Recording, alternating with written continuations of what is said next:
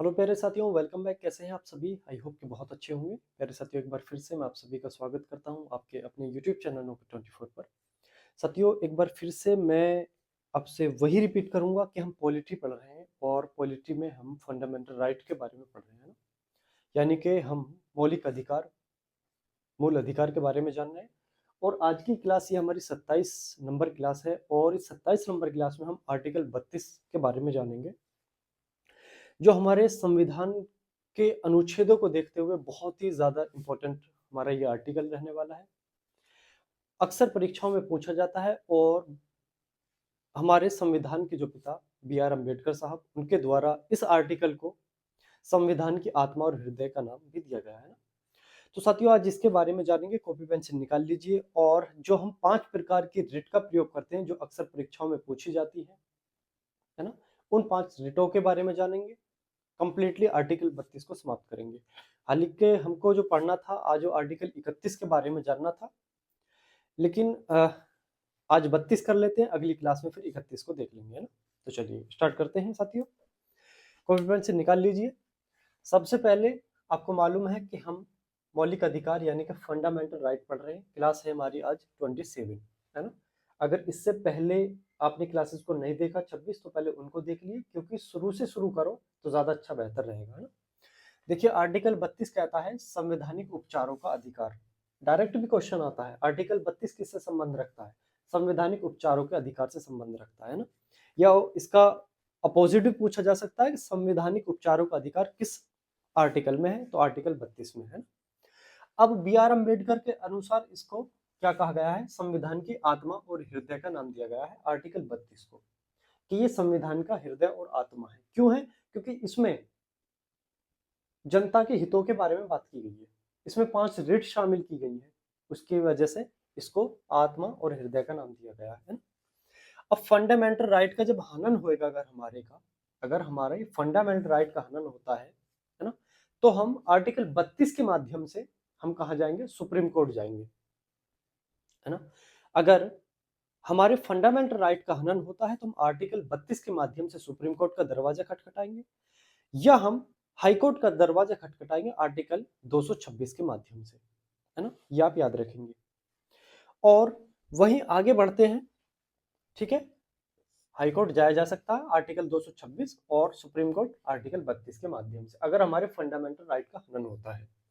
Article 32 का एक कहता है परिवर्तन करने की शक्ति, फंडामेंटल राइट को परिवर्तन करने की शक्ति। ठीक है, आर्टिकल 32 का एक कहता है मौलिक अधिकारों का संरक्षण कौन होता है? मौलिक अधिकारों का संरक्षण होता है साथियों सुप्रीम कोर्ट, है ना। उसकी देखरेख करना, उसको लागू कराना, है ना, वो सभी कौन करता है? सुप्रीम कोर्ट करता है ना। अब देखिए, जो हमारे फंडामेंटल राइट होते हैं सुप्रीम कोर्ट इनको परिवर्तन काम कराना काम करता है, बाध्यकारी है सुप्रीम कोर्ट को, तो वो इसको देखेगा, परिवर्तन कराएगा। और ये जो हमारे फंडामेंटल राइट है ये वाद योग्य भी है, यानी कि अगर आपके फंडामेंटल राइट का हनन होता है तो आप इसको लेकर आप कोर्ट जा सकते हो। आर्टिकल 226 के माध्यम से हाई कोर्ट और आर्टिकल 32 के माध्यम से सुप्रीम कोर्ट जा सकते हो, है ना, याद रखेंगे। अब आर्टिकल 32 का दो बात करता है रिट के बारे में, जो कि 5 प्रकार की होती है ना। आर्टिकल 32 का 2 पॉइंट कहता है रिट 5 प्रकार की होती है। सुप्रीम कोर्ट को बाध्यकारी है आर्टिकल 32, और हाई कोर्ट को स्वविवेक की शक्ति प्रदान करती है आर्टिकल 226। आगे बात करेंगे। अगर हम रिट का स्रोत के बारे में जानते हैं, यानी सोर्स के बारे में अगर बात करेंगे कि हमारे भारतीय संविधान के आर्टिकल 32 में जो 5 प्रकार की रिट दी गई हैं उन्हें कहां से लिया गया है? तो उन्हें ब्रिटेन के संविधान से लिया गया है ना, 5 प्रकार की रिट। ठीक है, याद रखेंगे इस चीज को। अब वहीं एक चीज और समझ लीजिए आप, कि जो सुप्रीम कोर्ट है आर्टिकल 32 के माध्यम से केवल फंडामेंटल राइट के लिए ही रिट का प्रयोग कर सकता है ना। जो हमारा सुप्रीम कोर्ट है आर्टिकल 32 के माध्यम से केवल फंडामेंटल राइट के लिए ही रिट का प्रयोग कर सकता है, लेकिन इससे ज्यादा पावर जो है वो हाई कोर्ट को दी गई है आर्टिकल 226 के माध्यम से। कैसे? ये केवल और केवल फंडामेंटल राइट ही नहीं, संवैधानिक और वैधानिक मामलों पर भी रिट का प्रयोग कर सकता है ना। फंडामेंटल राइट, संवैधानिक मामले और वैधानिक मामले, ये तीनों तरह के हाई कोर्ट देख सकता है। बस केवल और केवल आर्टिकल 32 के माध्यम से सुप्रीम कोर्ट रिट का प्रयोग कर सकता है एक ही मामले पर, जबकि हाईकोर्ट 3 मामलों पर करेगा। यानी कि रिट के प्रयोग के मामले पर अगर हम बात करते हैं तो हाईकोर्ट को ज्यादा पावर दी गई है ना, याद रखेंगे। ठीक है, अब मेन पॉइंट पर चलते हैं। अगर हम 5 प्रकार की रिटों के बारे में बात करते हैं तो सबसे पहली रिट का नाम आ जाता है बंदी प्रत्यक्षीकरण, जिसको हम इंग्लिश में हैबियस कॉर्पस के नाम से जानते हैं। परीक्षा में कभी कभी बंदी प्रत्यक्षीकरण ना आके हैबियस कॉर्पस का नाम दे दिया जाता है, डायरेक्ट आता है कि हैबियस कॉर्पस का शाब्दिक अर्थ क्या है ना, याद रखेंगे इस चीज को। तो इसका जो शाब्दिक अर्थ है सशरीर उपस्थित होना, सशरीर यानी कि इन जो इंसान, देखिए गिरफ्तारी से संबंध रखता है बंदी प्रत्यक्षीकरण, राज्य व निजी दोनों के लिए ये लागू होता है।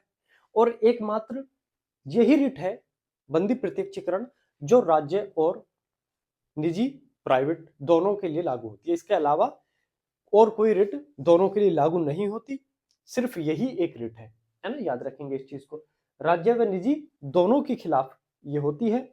इसका शाब्दिक अर्थ की अगर मैं बात करता हूं तो लेटिन शब्द है बंदी प्रत्यक्षीकरण, लेटिन शब्द है ना, और सशरीर उपस्थित होना इसका शाब्दिक अर्थ बन जाता है ना।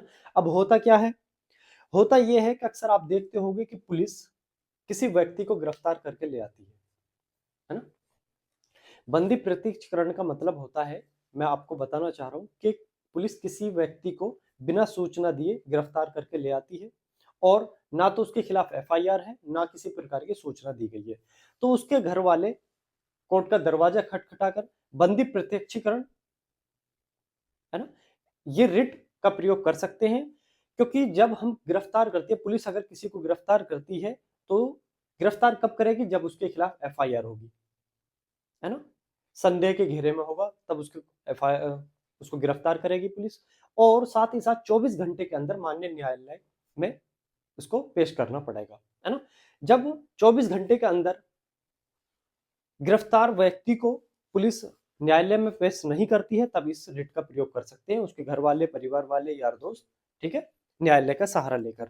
ठीक है, न्यायालय के सामने प्रस्तुत करना जिसे बिना सूचना एफआईआर के हिरासत में रखा गया हो, इसका मतलब मैं आपको बता भी चुका हूं, है ना, क्योंकि ये एक स्वतंत्रता के अधिकारों का उल्लंघन है, ये एक स्वतंत्रता के अधिकारों का उल्लंघन है ना। तो उल्लंघन जब हो रहा है तो क्या होगा, बंदी प्रत्यक्षीकरण आप रिट का प्रयोग कर सकते हैं। और फिर क्या होगा उसके बाद, फिर होता क्या, देखिए अब एक चीज और समझ लीजिए कि इसका प्रयोग कहां नहीं होगा, किसके खिलाफ, है ना, जब गिरफ्तारी वैध हो। अगर किसी व्यक्ति को पुलिस गिरफ्तार करती है, उसके खिलाफ एफआईआर हो, है ना, तो वो गिरफ्तारी क्या है, वैध है ना, तो उसमें इस रिट का प्रयोग नहीं हो सकता, है ना। वहीं न्यायिक अभिरक्षा में किसी को रखा गया हो, यानी कि कोर्ट के द्वारा ही आदेश किया गया हो कि इसको जेल में भेजो, है ना, इसको रिमांड पे भेजो, वहां इस रिट का प्रयोग नहीं हो सकता। इसके अलावा सेना न्यायालय के मामलों पर भी इसका प्रयोग नहीं हो सकता। कैसे, जो प्राकृतिक न्याय के मामले हो उन पर भी इस रिट का प्रयोग नहीं हो सकता। साथ ही साथ कोर्ट का या फिर विधानमंडल की अवमानना का अगर कोई मामला हो जाता है तब उस समय भी किसी व्यक्ति की अगर गिरफ्तारी होती है तो उस समय इस रिट का प्रयोग नहीं हो सकता। वहीं न्यायालय के अधिकार क्षेत्र से बाहर का अगर कोई मामला है और किसी व्यक्ति की गिरफ्तारी हो जाती है ना, तो उस समय भी इस रिट का प्रयोग नहीं किया जा सकता। अब इतना समझ लीजिए प्राकृतिक न्याय के जो मामले हैं, आखिर प्राकृतिक न्याय होता क्या है ना, इसको भी आप अच्छे से समझेंगे। सबसे पहला कि निष्पक्ष सुनाई का अधिकार होना चाहिए हर एक प्रत्येक नागरिक को, है ना, क्योंकि निष्पक्ष यानी कि फेयर तरीके से सुनवाई हो, किसी प्रकार का कोई भेदभाव नहीं होना चाहिए, है ना, प्राकृतिक न्याय इस बात को कहता है। साथ ही साथ निष्पक्ष व्यक्ति इस चीज का फैसला करे, है ना, जो व्यक्ति फैसला कर रहा है वो, उसका झुकाव किसी एक की तरफ नहीं होना चाहिए बल्कि दोनों को समान निगाह से वो देखे। जैसे फैसला करने वाला कोर्ट में मजिस्ट्रेट होते हैं। अक्सर आपने पुराने समय में गांवों में देखा होगा, आजकल भी फिल्मों में दिखाया जाता है कि जो गांव होते हैं वहां पर सरपंच होते हैं, 5 पंच होते हैं, वो फैसला करते हैं, है ना, याद रखेंगे इस चीज को, है। वही फैसले के खिलाफ अपील की अनुमति होनी चाहिए। कोई फैसला ऐसा कोर्ट दे दे, है ना, जो व्यक्ति को सही ना लगे तो उस फैसले के खिलाफ वो अपील कर सके, इस चीज की भी उसको अनुमति होनी चाहिए। ये प्राकृतिक न्याय की बात उसमें आता है। साथ ही साथ अपने ही मामले में न्यायाधीश नहीं हो, है ना, क्योंकि ऐसा हो सकता है कि जैसे मेरी किसी से झगड़ा हो जाए मेरा, है ना, अब सपोज करो कि मेरा किसी से झगड़ा हो जाता है और उसका केस मैं खुद ही देखूंगा, यानी कि उस केस में मैं खुद ही न्यायाधीश होऊंगा। अगर जब मैं खुद ही न्यायाधीश हूं तो क्या ऐसा हो सकता है कि मैं अपने खिलाफ अपने ही लिए सजा दूं? नहीं दे सकता, क्योंकि ऐसा ये कहता है न्याय, प्राकृतिक न्याय, कि अपने ही मामले में वो इंसान खुद न्यायाधीश नहीं होना चाहिए, है ना। साथ ही साथ प्रक्रियात्मक निष्पक्षता बनाए रखना, ये क्या कहता है? प्राकृतिक न्याय कहता है इस चीज को। ये पॉइंट आप नोट कर लेंगे, है ना। दूसरी जो रिट आ जाती है परमदेश आ जाती है। परमदेश का मतलब है हम आदेश देते हैं, और ये केवल राज्य के खिलाफ होती है, चाहे वो सरकारी कर्मचारी हो, सरकारी संस्था हो, या फिर वो सरकार हो, है ना।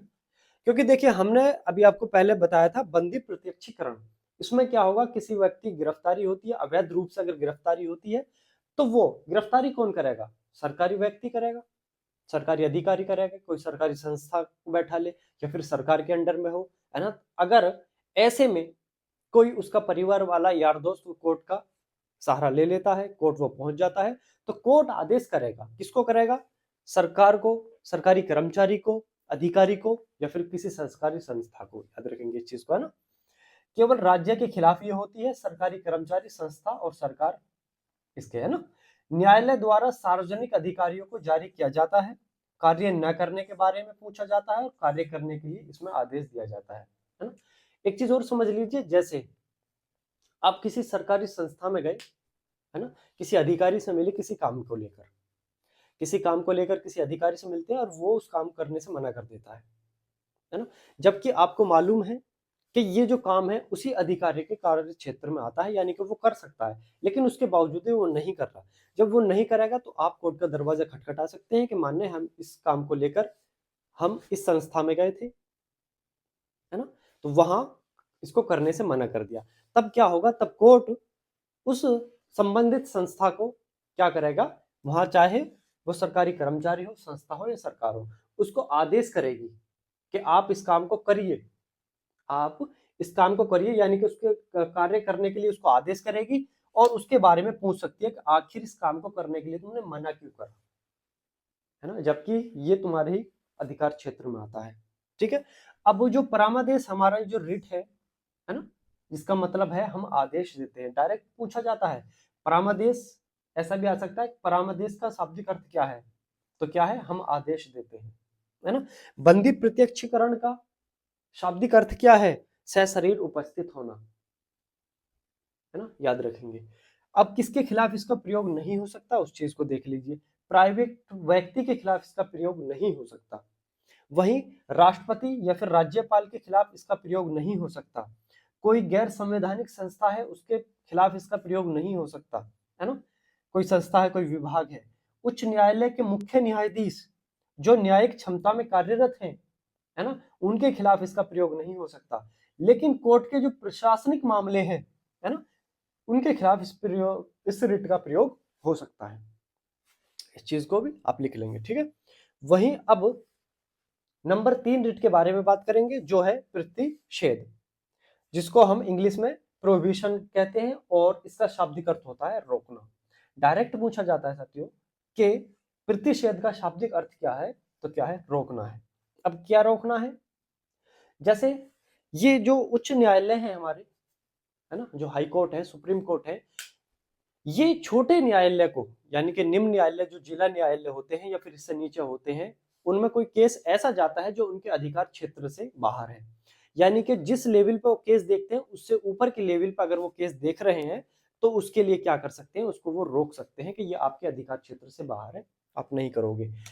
इसे किसी उच्च न्यायालय द्वारा अधीनस्थ न्यायालय या फिर अधिकरण को अपने न्यायिक क्षेत्र से उच्च न्यायिक कार्य को करने से रोकने के लिए इसका प्रयोग किया जाता है। ठीक है, जैसा मैंने अभी आपको बताया। ठीक। वहीं अगर इसका मैं प्रयोग की बात करता हूं कि इसका प्रयोग कहां नहीं किया जा सकता, इस रिट का, कौन सा? प्रतिषेध रिट का प्रयोग आखिर कहां नहीं किया जा सकता, तो वो है न्यायिक व अर्ध न्यायिक के विरुद्ध। अब अधिकरण, जैसे अधिकरण है, वित्त आयोग है, चुनाव आयोग है, ओबीसी आयोग है, एससी एसटी आयोग है, उनके खिलाफ इसका प्रयोग नहीं हो सकता। याद रखेंगे इस चीज को, है ना।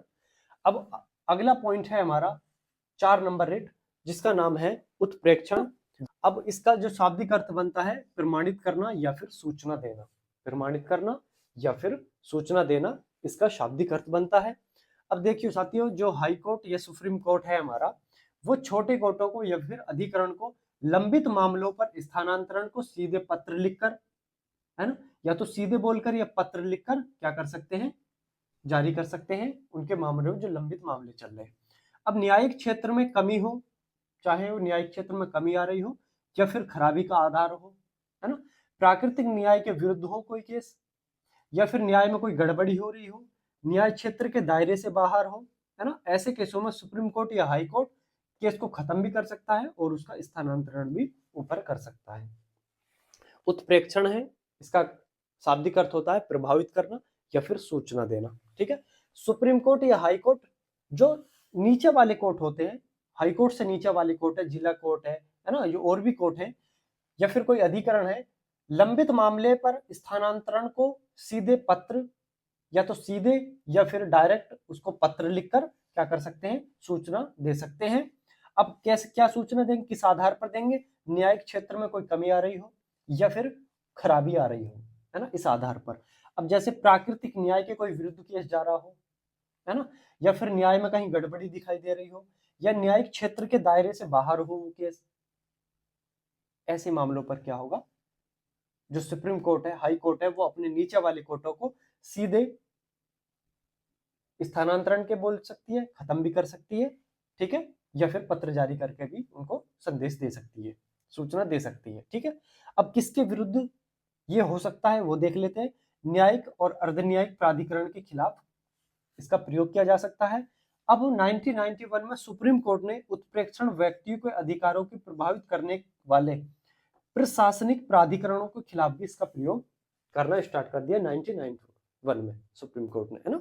ठीक है, अब 5 नंबर पॉइंट आ जाता है अधिकार परीक्षा, जिसको हम क्यो वारंटों के नाम से जानते हैं, और क्यो वारंटों का शाब्दिक अर्थ है किस आधार से, क्या है, किस आधार से।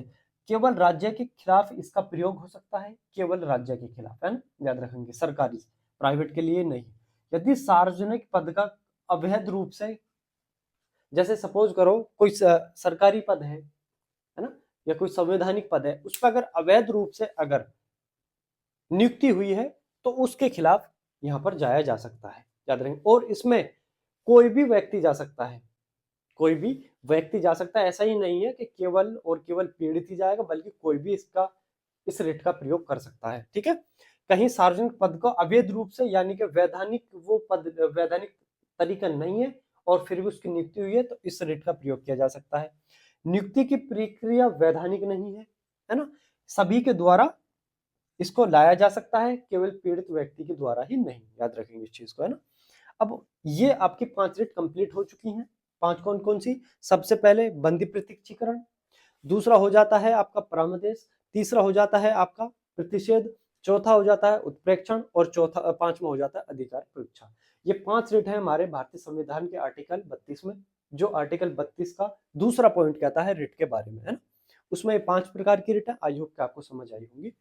वहीं अब आर्टिकल 32 का 3 देखेंगे। सबसे पहले आर्टिकल 32 का 3 कहता है संसद सुप्रीम कोर्ट के अलावा रिट की शक्ति किसी भी कोर्ट को दे सकती है। आर्टिकल 32 का 3 कहता है कि संसद सुप्रीम कोर्ट के अलावा रिट की शक्ति किसी भी कोर्ट को दे सकती है। वर्तमान में अभी जो रिट की जो शक्ति है वो हाई कोर्ट और सुप्रीम कोर्ट के पास है ना। लेकिन आर्टिकल 32 का 3 ये भी कह रहा है कि संसद अगर चाहे तो रिट की जो शक्ति है वो किसी भी कोर्ट को दे सकती है ना। वहीं अब आर्टिकल 32 का 4 कहता है फंडामेंटल राइट को निलंबित नहीं किया जा सकता। जो हमारे मौलिक अधिकार है, फंडामेंटल राइट है, उनको निलंबित यानी कि सस्पेंड नहीं किया जा सकता। ये हमारा आर्टिकल 32 का 4 कह रहा है ना। लेकिन इसके भी अपवाद है। आर्टिकल जो 32 है हमारा, आर्टिकल 32 का जो चौथा पॉइंट है हमारा, वो चौथा पॉइंट कहता है कि फंडामेंटल राइट को सस्पेंड यानी निलंबित नहीं किया जा सकता। अब इसका भी एक अपवाद है, आधार है कि अगर राष्ट्रपति शासन लग रहा है तो फंडामेंटल राइट को के जो आर्टिकल 20 है और 21 है, इन दोनों को छोड़कर बाकी सभी फंडामेंटल राइट को क्या कर जाए, निलंबित यानी कि सस्पेंड किया जा सकता है। कौन करेगा, राष्ट्रपति करेगा। एक बार फिर से समझिए कि आर्टिकल 32 का जो 4 है वो ये कह रहा है, आर्टिकल 32 का 4 ये कह रहा है कि फंडामेंटल राइट को निलंबित नहीं किया जा सकता। लेकिन इसमें भी अपवाद है कि राष्ट्रपति अगर हमारे देश में आपातकाल लागू हो जाए, उस समय आर्टिकल 20 और 21 को छोड़कर, आर्टिकल 20 और 21 को छोड़कर राष्ट्रपति फंडामेंटल राइट को सस्पेंड या निलंबित कर सकते हैं। ये आर्टिकल 32 का 4 कह रहा है। आई होप आपको समझ आया होगा। तो आर्टिकल 32 हमारा पूरी तरह से कंप्लीट हो चुका है। अब अगली क्लास में हम आर्टिकल 31 के बारे में जानेंगे, है ना, क्योंकि 31 हमारा छूट चुका है, जिसमें संपत्ति के अधिकार के बारे में बात की गई है कि संपत्ति का अधिकार जो हमारे पहले मौलिक अधिकार हुआ करता था, जिसको 44वां संविधान संशोधन 1978 के द्वारा फंडामेंटल राइट की श्रेणी से निकालकर उसको संवैधानिक अधिकार दिया गया, आर्टिकल 301 में रखा गया। वो क्यों रखा गया, वो सभी चर्चा हम अगली वीडियो में करेंगे, क्योंकि उसमें एक कंप्लीट वीडियो उसकी हो जाएगी, है ना। इसीलिए जैसे आज ही कंप्लीट हो गया, मैंने इसलिए थोड़ा चेंज करा कि ऐसा ना हो जाए कि उसका भी आधा हो जाए, किसी और का भी आधा हो जाए। तो जैसे आज ये कंप्लीट हो गया पूरा, ऐसे ही कल अगली क्लास में अगले आर्टिकल को कंप्लीट कर लेंगे। तो चलिए इसको नोट कर लीजिए, कॉपी पेंसिल आप यूज कर ही रहे होगे, नोट्स बनाएं, साथ ही साथ अपना ख्याल रखें। फिर मिलेंगे अगली वीडियो में। जय हिंद, जय भारत।